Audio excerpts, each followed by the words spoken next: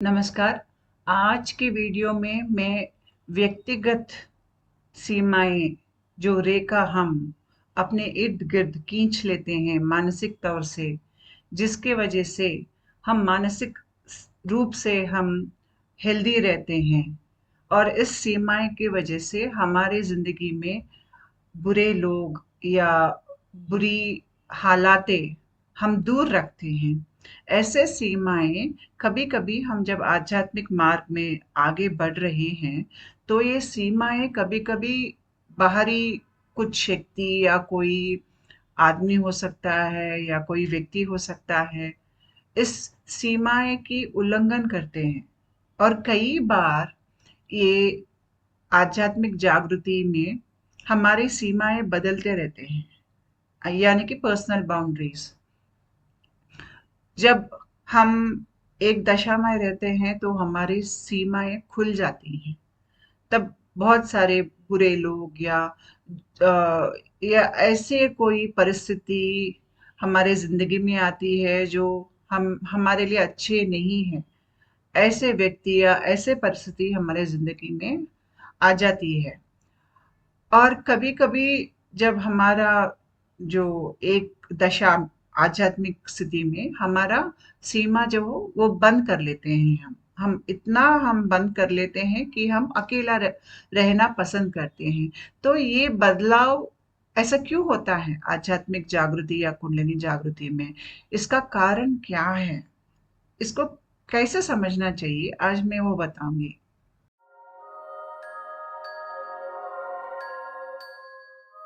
ये व्यक्तिगत सीमाएँ या जो रेखा हम अपने इर्द-गिर्द, ये अदृश्य रेखा है जो हम खींच लेते हैं। हम ये सोचते हैं कि कोई व्यक्ति वो रेखा को पार करके हमारी तरफ अंदर की तरफ नहीं आएगा। अगर कोई ऐसा पार करता है तो आपको गुस्सा आता है, आपको लगता है कि उस आदमी ने आपका अपमान किया है या उस परिस्थिति से कैसे बाहर निकले। अ, ज़रूर वो बुरी हालत होगी क्योंकि बुरी हालत ही एकदम से रेखा को तोड़कर अंदर आने की जो प्रयास करती है वो बुरा व्यक्ति या बुरी अ, परिस्थिति हो सकती है ज़्यादातर। तो पर्सनल बाउंड्रीज़ जो है एक परिधि या परिमित सीमा जो है उसमें हम अपने खुद के निबंधन रख लेते हैं कि मुझे ये पसंद है, मुझे वो नहीं पसंद है और उस सीमा के अंदर हम सुरक्षित महसूस करते हैं। जो एक एकांत वातावरण चाहिए वो हमें मिल जाती है। लेकिन आध्यात्मिक प्रक्रिया में जब आप प्रक्रिया शुरू करते हो, जब आप कम स्पंदन में हो, आपके शायद पर्सनल बाउंड्रीज़ खुले रह सकते हैं या बंद रह सकते हैं। लेकिन जब ये प्रक्रिया पूरी तरह से खत्म हो जाती है, जब आप आध्यात्मिक रूप से आपकी स्पंदन शक्ति बहुत ज़्यादा बढ़ जाती है, तो ये पर्सनल बाउंड्रीज़ जो है, एक हेल्दी पर्सनल बाउंड्रीज़ रहते हैं। यानी कि आप आध्यात्मिक रूप से, शारीरिक रूप से, मानसिक रूप से एक अ, संतुलित व्यक्ति आप बनेंगे। तो पहले हम ये व्यक्तिगत सीमाएँ इनमें क्या फ़र्क है या जो मैंने 3 लिखा है, इसमें क्या फ़र्क है मैं वो समझाऊँगी। पहली तरह की जो हमारे सीमाएँ हैं वो रिजिड यानी कि बहुत ऐसे सख्त, जैसे कि हम किसी को भी हमारे पास नहीं आने देते हैं। हम किसी से सहायता नहीं लेते हैं। ज़्यादातर लोग जिन्होंने बहुत सारा हिंसा सहा है, वो लोग अपने आप को बंद कर लेते हैं और हिंसा सहते वक़्त भी वो किसी से वो कोई सहायता नहीं माँगते हैं। वो ऐसे झेल लेते हैं और उनको उस परिस्थिति से बाहर निकलना है, वो भी उनका दिमाग में नहीं आता है क्योंकि ऐसा निकलने के लिए उनको अपने आप की जो सीमाएँ हैं, उनको खोलनी पड़ेगा। उनको वो खोलना उनको असुरक्षित महसूस होता है क्योंकि जब सीमा बंद है, तब इतना ज़्यादा असुरक्षित वो लोग महसूस करते हैं, तो खुल जाएँगे तो और कितना अ, आपात स्थिति आएगा। ये डर के वजह से वो हिंसा सह लेते हुए वही रिजिड पर्सनल बाउंड्री में रह जाते हैं और किसी के साथ अच्छे संबंध नहीं बना पाते हैं। अगर कोई उनके पास आकर उनके साथ एक अच्छा संबंध, मानसिक रूप से अच्छा संबंध या आत्म संबंध बनाने चाहते हैं, तो ये लोग पास नहीं आने देते हैं। अ, और ये लोग सबको ठुकराते हैं, सबसे नाता तोड़ लेते हैं और सबके साथ अलग-सलग, जैसे कि ना उनको किसी में दिलचस्पी नहीं है, ऐसे वो दूर रह लेते हैं। तो ये एक तरह की सीमाएँ है जो इनके बहुत जो सुकड़े हैं कह सकते हैं कि, और या कॉन्ट्रैक्टेड स्टेट कह सकते हैं इसको। बहुत सख्त सीमा रेखा है यहाँ पर। दूसरी तरह की सीमा रेखा वो जो होती है जिसमें बहुत सारे छेद हैं, बहुत सारे द्वार हैं, कोई भी अंदर आ जा सकता है। ये लोग ऐसे सोचते हैं कि सब मेरे हैं, अपने हैं, सब भगवान के रूप हैं, इसलिए वो सोचते हैं कि सबके साथ अच्छा रहना चाहिए, या ये किसी के साथ ना नहीं कह सकते हैं। वो ये सोचते हैं कि अगर मैं ना बोलूँगा तो वो आदमी बुरा मान जाएगा। तो ये लोग ज़्यादा दूसरों को खुश रखने के प्रयास में खुद की जो व्यक्तिगत सीमाएँ हैं, उनको खोल देते हैं। इसकी वजह से ज़्यादातर इनके ज़िंदगी में लेने वाले आते हैं, देने वाले नहीं आते हैं। सब छीन कर लेने वाले, इनको तड़पा कर, इनको हिंसा देकर, इनको ताने मारकर, अ, इनको जनक स्थिति में डालकर, किसी ना किसी तरह से इनको सताने वाले, लूटने वाले ज़्यादा इनके ज़िंदगी में आ जाते हैं।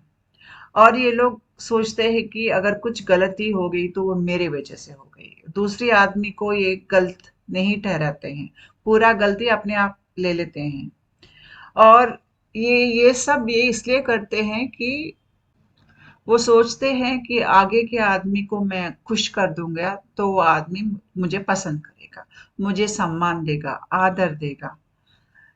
या उनके यहाँ जब वो छोटे थे तो उनके घर में शायद उनके माँ-बाप ने उनके साथ बहुत ज़्यादती की थी और उनको उनकी व्यक्तिगत सीमाएँ जो है, उनको बहुत उल्लंघन किया उनके माँ-बाप ने, या उनके जो पति है या पत्नी है या जो भाई-बहन हैं, वो लोग बहुत सताते थे उनको। तो इनकी पूरी ज़िंदगी दूसरों को खुश रखने में गुज़र गई थी। इसकी वजह से क्या है, इनकी सीमा रेखाएँ खुल जाती हैं। वो ज़्यादा हर किसी के साथ हँसी मज़ाक कर लेते हैं।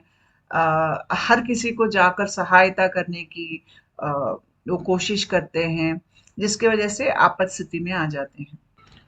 तीसरी तरह की पर्सनल बाउंड्रीज़ जो हैं, वो हेल्दी वाले हैं। यानी कि जो आदमी मानसिक रूप से स्वस्थ हैं और शारीरिक रूप से भी वो ठीक है, वो सामने वाले आदमी को या परिस्थिति को परख रहे हैं। दूर सोचते हैं ये लोग। अच्छी तरह से बुरे और अच्छे लोगों को वो देख परख कर किसको अपने ज़िंदगी में आना चाहिए, किनको हम ज़िंदगी से दूर रखना चाहिए, ऐसे देख परख कर वो लोग को अपने ज़िंदगी में आने देते हैं। इसके वजह से कभी-कभी इनके द्वार अच्छे लोगों के लिए, अच्छे परिस्थिति के लिए इनका द्वार खुल जाता है, जो सीमा रेखा में जो द्वार है, और बुरे लोगों के लिए और बुरे वक़्त के लिए, या शायद बुरे स्थिति अगर वो पहले ही से ही महसूस करेंगे, तो वो द्वार बंद कर लेते हैं। तो ये अपने आप को हमेशा सुरक्षित रखते हैं और आत्म संबंध भी रखते हैं अपने ज़िंदगी में। ऐसे नहीं कि वो सबसे वो दूर हो जाते हैं। आप उनके जो पर्सनल बाउंड्रीज़ है, उन उसके अंदर उनका कुटुंब रहता है, उनके बच्चे रहते हैं, उनके जो आत्म संबंध जो दोस्त है, जिनको वो पसंद करते हैं, वो सब उसमें रहते हैं। इसकी वजह से ये मानसिक और शारीरिक रूप से वो संतुलित रहते हैं और खुशहाल ज़िंदगी जीते हैं।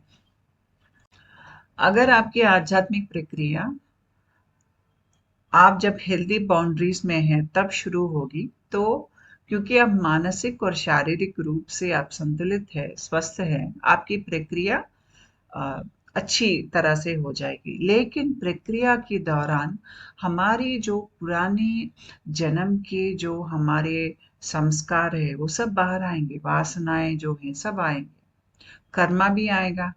तो अगर आपके पर्सनल बाउंड्रीज अच्छे थे, ये जब आध्यात्मिक रूप से आप बदल रहे हो तो फिर ये सीमाएं कभी कभी खुल जाएंगे, कभी कभी बंद हो जाएंगे।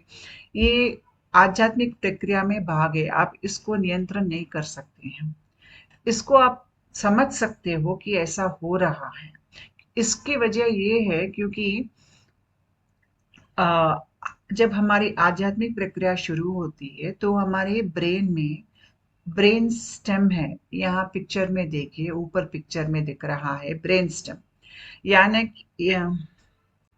यानी कि जो हमारा तालु चक्र है, तालु चक्र यहाँ छोटा सा जीभ रहता है ना अंदर, उसके पीछे रहता है तालु चक्र स्पाइनल कॉर्ड के अंदर। वो उत्तेजित हो जाता है। जब वो उत्तेजित होता है तो हमारे शरीर में जो न्यूरोट्रांसमीटर्स है या हार्मोन्स है या जो ग्लैंड्स है वो बदलते हैं, क्योंकि उसका प्रभाव रहता है। और हमारी जो अंदर अ, ये केमिस्ट्री बदल रही है, यानी कि the inner alchemy is changing. तो जब ये हमारे अंदर रसायन की चर्या जो बदलती है तो हमारी बाहर की दुनिया भी बदलती है। और ये ब्रेन स्टेम एक्टिवेशन इसलिए जरूरी है क्योंकि जब तक ये नहीं होगा हमारा सबकॉन्शियस माइंड नहीं खुलेगा। हमारा सबकॉन्शियस माइंड बंद रहता है। एक आम आदमी को आप देखेंगे तो वो बस चेतना स्थिति से अपना जिंदगी जीता है। वो अवचेतना स्थिति में या सबकॉन्शियस माइंड में क्या है उनको नहीं मालूम होता है, ये बंद रहता है। हमारे बहुत जन्मों का जो कर्म है, हमारी सोचने की जो तरीका है, हमारा व्यक्तित्व जो है, हमारे संस्कार वासन सब यहाँ पे रहते हैं। हमारे पूर्वजों की जो उनकी अपनी आदतें हैं सब यहाँ पे रहता है। हमारे भाई हमारा जो चाहते हैं, हमारा गुस्सा जो है, हमारा दर्द जो है, जिसको हम जागृत स्थिति में नहीं जानते हैं कि इतना सारा हमारा अंदर मटेरियल है, वो सब वहाँ पे रहता है। लेकिन जब हम जागृत रहते हैं तो ये सबकॉन्शियस माइंड में जो भी चीज़ है उसकी प्रभाव आपके ऊपर रहता है, लेकिन आपको ये बात समझ में नहीं आती है। एक आम आदमी में ये सबकॉन्शियस माइंड बंद रहता है और हम सबकॉन्शियस माइंड को खोल नहीं सकते। अगर कोई आदमी ने सबकॉन्शियस माइंड को किसी ना किसी तरह से खोलने की प्रयास की है तो वो ठीक नहीं रहेगा, क्योंकि जब सबकॉन्शियस माइंड खुलता है तो उसके अंदर जो असंतुलनाएं हैं वो सब बाहर आने लगेंगे। हमको नियर डेथ एक्सपीरियंसेस हो जा सकते हैं, यानी कि हमको प्राण की जो एक आपत्तिजनक स्थिति बहुत बार आ सकती है। जब सबकॉन्शियस माइंड खुलती है बहुत सारे लोगों को एक्सीडेंट्स होते हैं, करीब करीब मरकर वापस आते हैं, या उनके अंदर ऐसे रोग आ जाते हैं जो चाहे जितना भी वो मेडिकल ट्रीटमेंट लेंगे वो रोग या अवस्था नहीं जाती है, बहुत सालों तक रहती है। क्रॉनिक एलिमेंट्स आ जाते हैं क्योंकि हमको बहुत सारे जन्मों की कर्म अभी सबकॉन्शियस माइंड खुलने की वजह से एक ही जन्म में या दो जन्म में हमको वो सब भुगतना पड़ेगा। इसलिए बहुत जन्मों का कर्म एक बार खुलकर बाहर आ जाएगा तो हमारे लिए वो आपत्ति बन जाएगा, वो बहुत मुश्किल दौर बन जाएगा। जब आप ऐसे दौर से गुजर रहे हो और आपके अंदर जो ब्रेन स्टेम एक्टिवेट होके है, तो आपकी जो पर्सनल बाउंड्रीज है, जो एक अच्छे सीमा रेखा जो था आपके इर्द गिर्द, वो निकल जाएगा। इसलिए निकल जाएगा कि आपके अंदर जो हो रहा है वही बाहर प्रतिबिंब होता है आपके दुनिया में, क्योंकि आपके अंदर कॉन्शियस सबकॉन्शियस माइंड की जो जो रेखा है वो मिट रही है। तो आपकी बाहर की ज़िंदगी में जो आपके पर्सनल बाउंड्रीज़ है वो भी मिटने लगेंगे। इसलिए मिटने लगेंगे क्योंकि पहले तो जो कर्म जो सबकॉन्शियस माइंड में है वो बाहर आ रहे हैं, आपको भुगतना पड़ेगा। आपकी ज़िंदगी में थोड़ा उतार-चढ़ाव शुरू हो जाएगा, थोड़ा असंतुलन हो जाएगा। ऐसा लगेगा कि आप कोई साइक्लोन में फँसे हैं और आप जिस बोट पे आप बैठे हैं वो आगे-पीछे हिल रहा है। इसके वजह से आप बाउंड्रीज़ मेंटेन नहीं कर सकते हो। और अगर आपके सीमा रेखा बंद रहेगा, तो ये शक्ति काम नहीं कर पाएगा। तो सीमा जो है, वो उनको मिटना चाहिए। तो जब अंदर मिटेगा, तो वही आपको बाहर दिखेगा आपके ज़िंदगी में। आपको अपने ज़िंदगी में बहुत सारे गलत लोग आ सकते हैं, जिनको आप अच्छा समझते हैं। या ऐसे स्थिति आ जाते हैं जिनका आप कुछ उसका कुछ नहीं कर सकते हो। आपके ज़िंदगी में ऐसे व्यक्ति आ जाते हैं जिनकी वजह से आपको बहुत मुश्किल झेलना पड़ेगा। बाहर की परिस्थिति आपकी अनुकूल नहीं रहेगी और आप उसका कुछ नहीं कर सकते। आपको वो परिस्थिति से गुज़रना पड़ेगा, वो एक परीक्षा जैसा है, तो आपको वो सब से गुज़रना ही पड़ता है। लेकिन ये आध्यात्मिक प्रक्रिया की भाग में होता है ये। लेकिन जब ये हमारा साथ होता है, हमें समझ में नहीं आता कि हमारे साथ ऐसा क्यों हो रहा है। हम सोच लेते हैं कि शायद मैं अनलकी हूँ, मेरे साथ ही सब हो रहा है। लेकिन ये हर किसी के साथ होता है जिनका आध्यात्मिक प्रक्रिया में उनका स्पंदन बढ़ रहा है। जब तक आप अपने सीमा में बंद रहते हैं, आपके शरीर की स्पंदना नहीं बढ़ती है। आपकी शरीर की स्पंदना ऐसे बढ़ रही है, जो आप हुए हो, वो ऐसा आप यू आर एक्सपैंडिंग। इसके वजह से क्या होती है, जब आप एक्सपैंड हो रहे हो वाइब्रेशन के तौर से देखेंगे, तो ये एक्सपेंशन में आपकी सीमा रेखाएं वो मिट जाएंगी।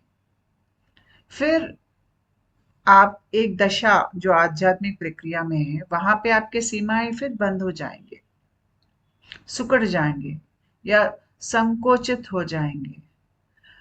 उसके वजह से फिर आप वो पहले वाले सीमा रेखा पे में आ जाते हो। यहाँ देखिए, जब आपकी जो ये वाइब्रेशन बढ़ रही है, तो आप एक्सपैंडेड स्टेट में जाते हो। जब आप ऐसे आपका खुलता है इलेक्ट्रोमैग्नेटिक फील्ड, ये ऊपर आपका इलेक्ट्रोमैग्नेटिक फील्ड, ये जब खुलता है, तो आप यहाँ पे देखिए सेकंड वाला पोरस पर्सनल बाउंड्रीज, आप वहां पे जाते हो क्योंकि आपके जो सीमा रेखा है, आप खुद आपका शक्ति उसको तोड़ रही है। जब वे तोड़कर बढ़ रही है, तो आपको लगता है कि आप हर किसी के साथ आपका कनेक्शन है। आप जिंदगी को ज्यादा समझते हो, आपकी शरीर की स्पंदना बढ़ती है। इसी दौरान आप बहुत लोगों को आपकी जिंदगी में आने देते हो, या वही आ जाते हैं आपको बहुत सारे पाठ सिखाने के लिए। क्योंकि जब हम आध्यात्मिक रूप से उभर रहे हैं, हमको आदमी कैसा सोचता है, कितने तरह के आदमी भूमि पे है, कैसे कैसे शक्तियां भूमि पे काम करती है और कैसे व्यक्ति के अनुरूप से ये काम करती हैं। अच्छा शक्ति, बुरा शक्ति, ये सब पाठ आपको सीखने हैं। भूमि के ऊपर कैसा आदमी का जीवन गुजरता है, एक जन्म से ऊपर दूसरे जन्म तक कितने सारे व्यक्तित्व के लोग रहते हैं, व्यक्तित्व दोष क्या होता है, ये सब पार्ट आपको सीखने पड़ेगा, साइकोलॉजी सीखना पड़ेगा। इसलिए वो लोग आपके जिंदगी में आते हैं जो आपको ये पाठ सिखा सकते हैं। और जब हम दर्द को बाजू रखकर, अगर आप वो अनुभव को आप एक पाठ के रूप में देखेंगे, तो आपको उसके अंदर जो निगूढ़ रहस्य है आपको समझ में आएगा। जब हम जिंदगी में दर्द महसूस करते हैं, कोई आकर हमें सताता है, तो हम दर्द में जाते हैं, हमारा स्पंदन कम हो जाता है। लेकिन ऐसे स्थिति में आपको अपने दर्द को बाजू रखकर आपको वो अनुभव से कुछ पाठ सीखना होता है। जब तक हम वो पाठ नहीं सीखते हैं, वो दर्द फिर से वापस आता है। सो दर्द या pain is nothing more than hidden lesson. जब वो पाठ आप सीख लेते हैं, तो वो दर्द फिर आपको उसकी ज़रूरत नहीं पड़ती, इसलिए आपको वो ज़िंदगी से निकल जाती है वो दर्द। और जब आपकी जो ये इलेक्ट्रोमैग्नेटिक फील्ड वो मुरझाती है या सिकुड़ती है, फिर आप रिजिड बाउंड्रीज पे आ जाते हो। यानी कि आप ये सोचते हैं कि मुझे लोगों के साथ कुछ भी लेना देना नहीं है, मैं अकेला रहना चाहता हूँ, बहुत सता रहे मुझे लोग, या मुझे परिस्थिति अच्छा नहीं लग रहा है, मुझे अपने आप जो आपकी जो गुस्सा है, अपने आप में जो दर्द है, पहले उसको मुझे संभालना पड़ेगा, अपने आप को संभालना पड़ेगा। आप क्या करते हो, आपके इर्द गिर्द एक बड़ा सा आप ये दीवार बना लेते हो और किसी को भी आपके पास नहीं आने देते हो। आप देखेंगे कि बहुत सारे योगी या जो लोग आध्यात्मिक मार्ग में हैं, कभी-कभी अपने आप को बंद कर लेते हैं। बाहरी दुनिया में जाकर सबके साथ मिलना, जुलना या हँस के बात करना या उनके उनके दुखों में दिलचस्पी दिखाना, ये सब उनको पसंद नहीं आता है। वो अपने आप को अलग रख लेते हैं। ये ज़रूरी है। जब आप ये दौर से गुजर रहे हो जहाँ पे आपका इलेक्ट्रोमैग्नेटिक फील्ड ऐसा सिकुड़ रहा है, आपको अकेला ही रहना चाहिए। और एक बात यहाँ पे मैं बताना चाहूँगी, वो है कि जब हमारे अंदर आध्यात्मिक प्रक्रिया शुरू होती है और जो ब्रेनस्टेम मैंने दिखाया है, वो जब एक्टिवेट होता है, तो हमारे शरीर में बहुत सारे बदलाव आने लगते हैं। एक आम आदमी का जैसा हमारा शरीर काम नहीं करता है। अभी हमारे शरीर में हॉर्मोन्स, न्यूरोट्रांसमीटर्स का उत्पत्ति बहुत फ्लक्चुएट होता है, ऊपर-नीचे बहुत ज़्यादा होता है। उसके वजह से आपके मूड्स, उसमें भी बहुत सारा स्विंग्स आते रहते हैं। जैसे कि कभी-कभी बहुत खुश है, कभी-कभी आप बहुत दुःख में हो या गुस्सा में हो। ये मूड स्विंग्स आपको आते रहते हैं। और क्योंकि हमारे हॉर्मोन्स बहुत ही ज़्यादा उत्पन्न हो रहे हैं शरीर में, तो हर कोई भावना आपको बहुत बड़ा लगेगा। अगर आपको गुस्सा आएगा तो गुस्सा पहाड़ जैसा बहुत बड़ा गुस्सा होगा। अगर आपको खुशी बहुत होगी तो आप खुशी को सँभल नहीं पाएँगे, इतना खुशी होगी।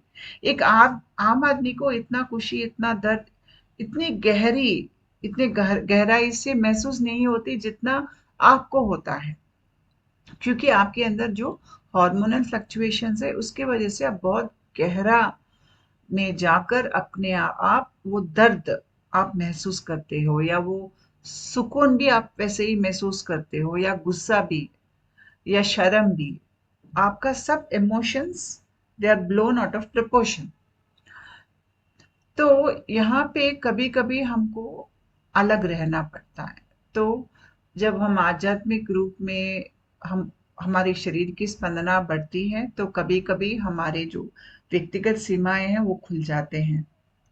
और जब हमारे अंदर जो स्पंदन को सँभलना पड़ता है उस लेवल पर, क्योंकि जब आप एक लेवल से ऊपर दूसरी स्थाई पर जा रहे हो, तो जब नीचे से ऊपर जा रहे हो, तो आपकी शरीर की स्पंदन बढ़ रही, तो आपकी इलेक्ट्रोमैग्नेटिक फील्ड बढ़ती है।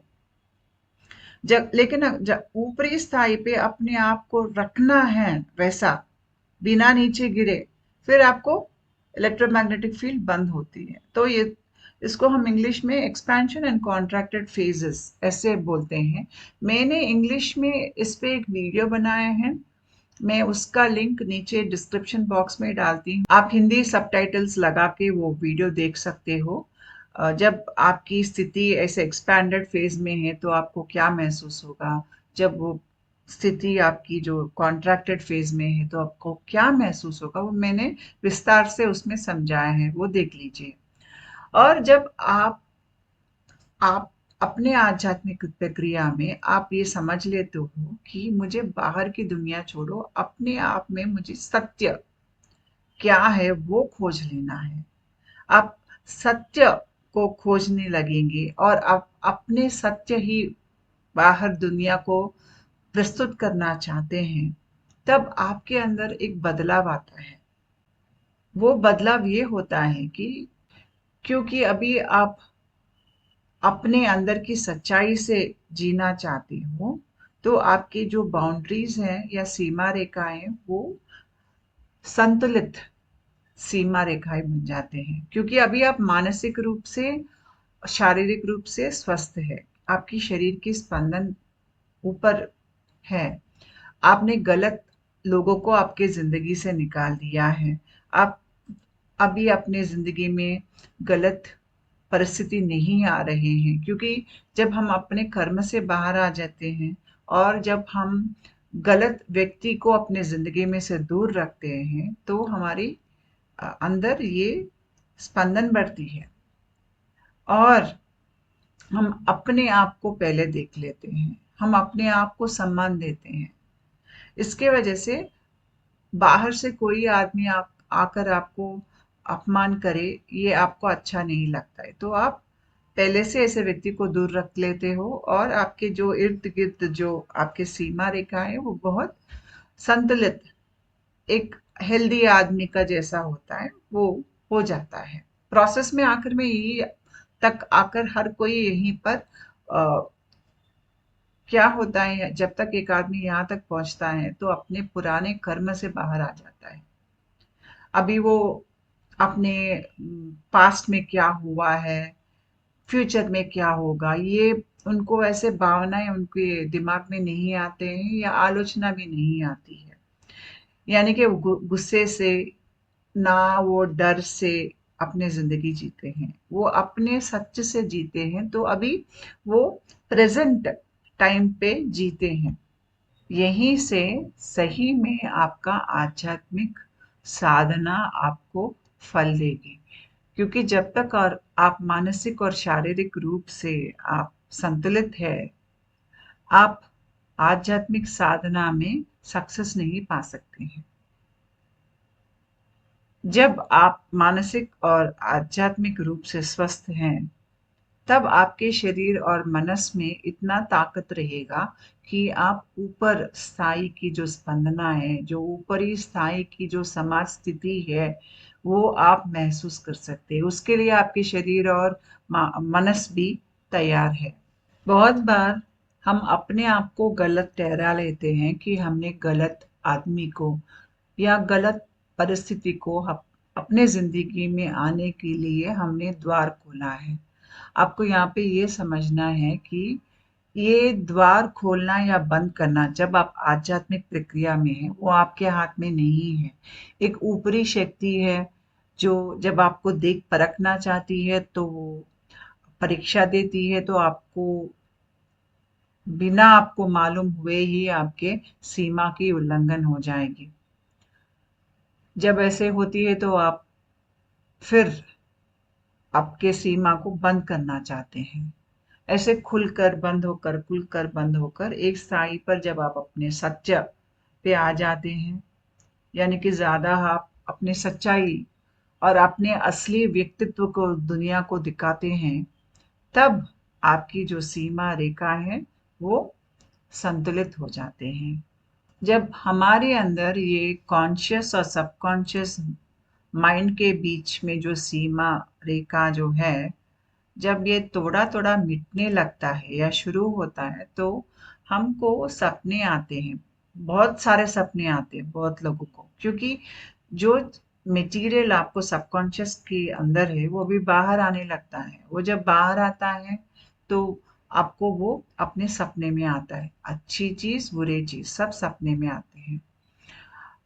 और बहुत लोगों को इस दौरान जब वो ज़िंदगी को प्रश्न कर रहे हैं, वो आध्यात्मिक तरफ वो आना चाहते हैं और या वो जब सबकॉन्शियस खुल रहा है, तो उनको ऐसे अनुभव आते हैं जब वो नींद में है कि कोई आकर उनके ऊपर बैठा है, छाती पे या यहाँ पे बैठा है, या उनको ऐसे गले दबाने की कोशिश कर रहा है, या उनके ऊपर सो गया है जिसकी वजह से ये सांस नहीं ले पा रहे हैं। और वो जो ऊपर बैठती है वो आकार बहुत भयंकर लगती है। हमको बहुत ज़्यादा भय महसूस होता है। हम उठना चाहते हैं लेकिन हाथ पैर नहीं हिलते हैं। हम तीसरी आंख में देख सकते हैं वो जीव को, और हम नींद से उठना चाहते हैं। हमारी मनस उठ गया है नींद से, लेकिन शरीर नहीं उठ रहा है। हाथ पैर को हम हिलाना चाहते हैं, लेकिन वो भी नहीं हिलता है। हम बहुत भय में चले जाते हैं यहाँ पर। लेकिन ऐसी स्थिति में जब हम कुछ बोल देते हैं, बाहर बात करने की, जोर से बात करने की प्रयास करते हैं, तो इससे बाहर आते हैं। तो कोई मंत्र पढ़ लेता है, कोई भगवान का नाम लेता है, या कुछ भी आप बोल दो, बात करने का प्रयास करो, चिल्लाने की प्रयास करो, तो उसमें से बाहर आ जा सकते हो। ये इसलिए होता है क्योंकि जब आपकी कॉन्शियस और सबकॉन्शियस माइंड की जब वो रेखाएं मिट रही हैं, तो आप अभी सूक्ष्म लोक, आपके सबकॉन्शियस माइंड में, वो आपके बहुत जन्मों का जो मटेरियल है वहीं पे रहता है, और इसका कनेक्शन आपके एस्ट्रल बॉडी के साथ रहता है। अभी जब मैं सबकॉन्शियस माइंड बोल रही हूँ, तो आप यहाँ पर आपके मनोमय कोश तक आ रहे हैं। यानी कि अन्नमय कोश तो भौतिक देह है, प्राणमय कोश वो है जहाँ पे प्राण का संचालन होता है। उसके अंदर आप देखो, यहाँ पे मनोमय कोश है। मनोमय कोश में हमारा मनस है, जो हम सोचते हैं, हमारे यादें सब यहीं पे है। हमारा लॉन्ग टर्म मेमोरी यहीं पे रहता है। सब बाहर आने लगते हैं, तो इसके वजह से ये एक एक बहुत शॉक जैसी स्थिति है शरीर के लिए। और वो शॉक जैसी स्थिति हमको ऐसे रूप में हमें महसूस होती है। और जब हमारा सबकॉन्शियस माइंड खुलता है, तो कभी कभी जब हम हमारी स्पंदन बढ़ती है, तब हमको ऐसे एस्ट्रल एंटिटीज भी दिखने लगते हैं। तो ये तो आध्यात्मिक प्रक्रिया में एक भाग है, सोच लीजिए आप।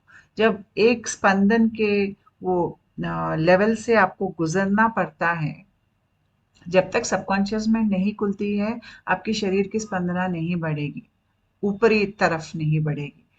तो जब वो खुलती है और शरीर की स्पंदना बढ़ती है, तो एक दौर में जब वो खुलती है, कुछ साल तक आपको कुछ ऐसे अनुभव हो सकते हैं, जो एस्ट्रल एंटिटीज है वो आपको दिख जाएंगे।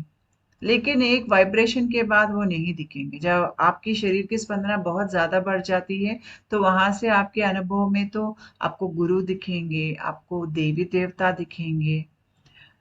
तो ये तो आध्यात्मिक प्रक्रिया में एक बहुत सामान्य चीज़ है।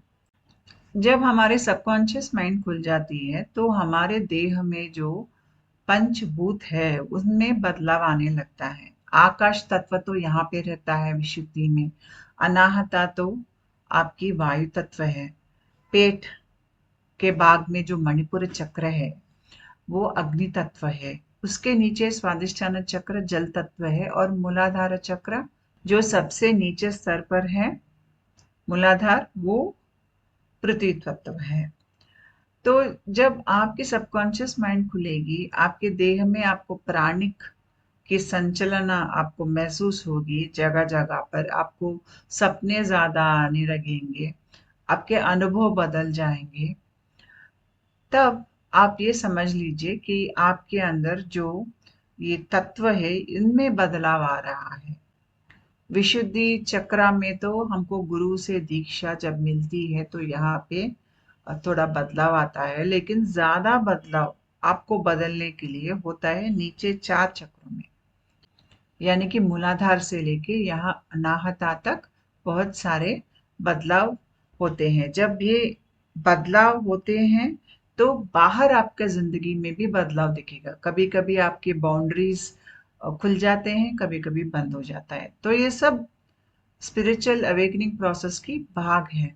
और ये तत्वों में कैसा हमको बदलाव महसूस होता है, कैसा होता है, ये सब मैंने इंग्लिश में एक वीडियो बनाया है। मैं उसकी भी लिंक आपको नीचे डिस्क्रिप्शन बॉक्स में दूंगी। आप कृपया वो वीडियो हिंदी सबटाइटल्स में देख लीजिए। आपको अच्छी तरह से समझ में आ जाएगी कि आपकी शरीर और मानसिक स्थिति कैसे बदलती है इस प्रक्रिया में। प्रक्रिया के आखिर में आपको आप के ये भौतिक देह पर, उससे आपको मोह निकल जाएगा। आपको आपकी इमोशनल बॉडी जो है, जहाँ पे आपकी भावनाएं हैं, उस पे आप उसके आप प्रभु बन जाएंगे। और आपके मानसिक जो शरीर है, यानी कि जो मेंटल बॉडी है, जहाँ पे आपके आलोचना आती है, उस पे भी आप काबू पा लेते हो। तो ये कैसे आप काबू पा लेते हो? ये पिक्चर में देखिए, यहाँ पर आपको मैजिशियन टैरो कार्ड है। वहां पे टेबल पे आपको चार वस्तु दिख रहे हैं। एक तो आपको नक्षत्र जैसा दिख रहा है, पेंटिकल। वो आपकी पृथ्वी तत्व का वो रूप है। जो कप दिखाई दे रहा है वो जल तत्व है। वो जो खड्ग दिखाई दे रहा है वो आपकी आलोचनाएं हैं। और जो लकड़ी दिखाई दे रहा है वो आपकी अग्नि तत्व है। तो आप एक मैजिशियन बन जाती हो। और ये मैजिशियन क्या करता है? ये तत्वों को बदल सकता है। यानी कि जो चीज आपको बाहर से दर्द देती थी पहले, वो दर्द को आप अ, ज्ञान के रूप में पहले बदल नहीं सकते थे। लेकिन जब आपकी प्रक्रिया एक स्थाई तक पहुंचती है, आप मैजिशियन बन जाते हो। अगर दुनिया आपको दर्द देती है, वो आप दर्द को आप आपके अंदर बदल सकते हो। बदल कर उसको ज्ञान या प्रेम रूप में बाहर आप दे सकते हो दुनिया को। आप एक मैजिशियन बन जाते हो। क्योंकि जब शक्ति नीचे की चक्र में काम करती है, तो वो दर्द होती है, अपमान होता है, गुस्सा होता है। लेकिन जब वही शक्ति ऊपर जाती है, तो वही शक्ति ज्ञान बन जाती है, क्षमा बन जाती है और दया बन जाती है। तो ये वही शक्ति है। वो शरीर में कहाँ पर काम कर रही है, उसका वजह से आपको अलग अलग अनुभव महसूस होंगे। तो जब तक ये प्रक्रिया पूरी हो जाएगी, आप एक मैजिशियन के जैसे, आप आपके अंदर जो अ, भावनाएं हैं, आपके अंदर जो आलोचना है, आप वो अभी उनका आपके ऊपर काबू नहीं है। आप उनके स्वामी हैं। ऐसे आप हो जाएंगे। फिर आपके जो सीमा रेखा है वो हमेशा हेल्दी रहेंगे।